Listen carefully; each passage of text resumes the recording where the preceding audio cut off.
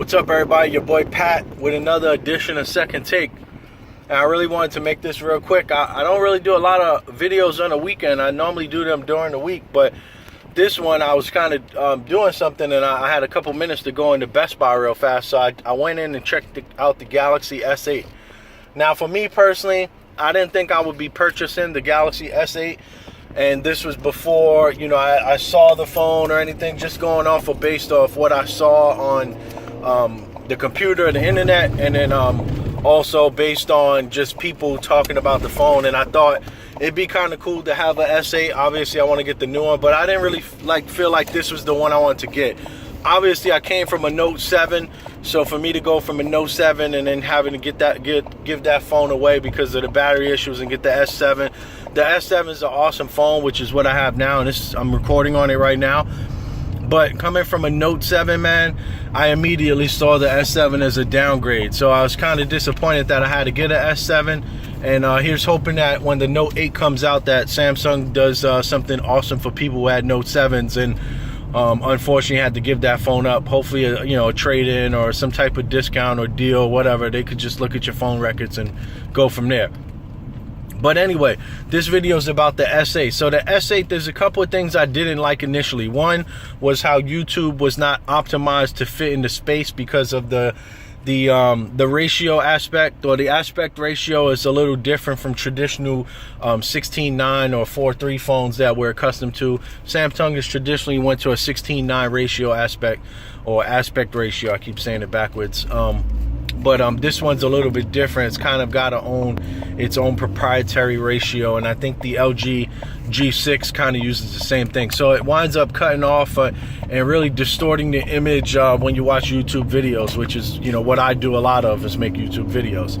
So I was disappointed at that. The Bixby button, I was kind of annoyed with that. That's Samsung's assistant, and I made a video about that before, about how I feel like, why are we getting a Samsung AI assistant when we have, Google Assistant already?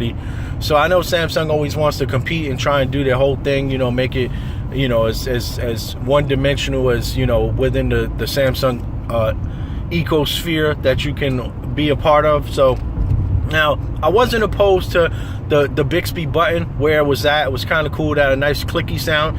And this is me when I went in Best Buy and just checked the phone out. But, I felt like, it was okay, man. Now, I didn't really go and get into all the Bixby features while I was there. But to me, it seemed like, okay, it wasn't intrusive. It wasn't invading. You press the button if you want to deal with Bixby, or you don't.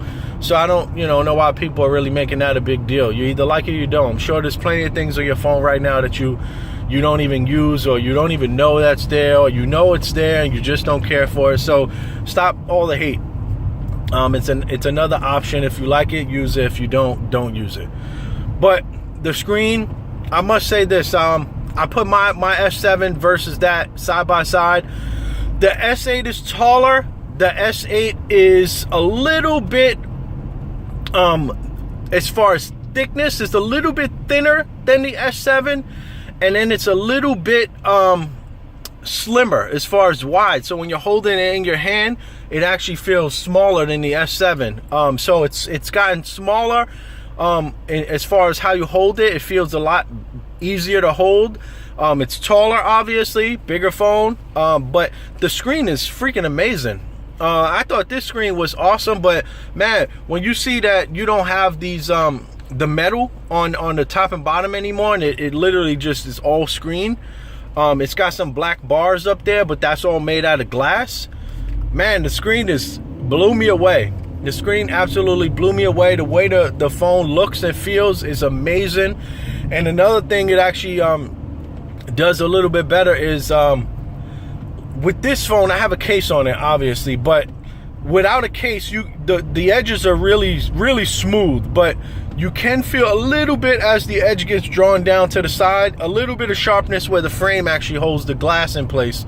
And on the S8, they've perfected that. The entire phone is completely smooth. There's absolutely no sharp lines, nothing that makes you feel like you're holding the phone. It actually feels like you're holding an entire piece of glass in your hand. So kudos to Samsung for that, man. And I'm not gonna buy the phone, obviously, but if I was gonna buy a phone right now, yeah, that'd probably be the phone I'd buy. And this is coming from somebody who wasn't really, that gung-ho about the phone, but once I actually was in Best Buy and just was able to hold it and feel it and play around a little bit, yeah, hold it, feel it, and play around with it a little bit. Yeah, it actually it feels like an awesome phone, man. And I know that they're getting rave reviews on that phone. They actually have increased their pre-orders from the S7 to the S8 by over 30%. So people are starting to figure out that Samsung is the elite phone company out there, and they need to take notice. I'm sure the rest of the phone performs awesome. And I'm gonna just end the video like that, man. If you're looking for a phone right now, go cop that S8. It's your boy Pat. I'll check you in the next one. Peace.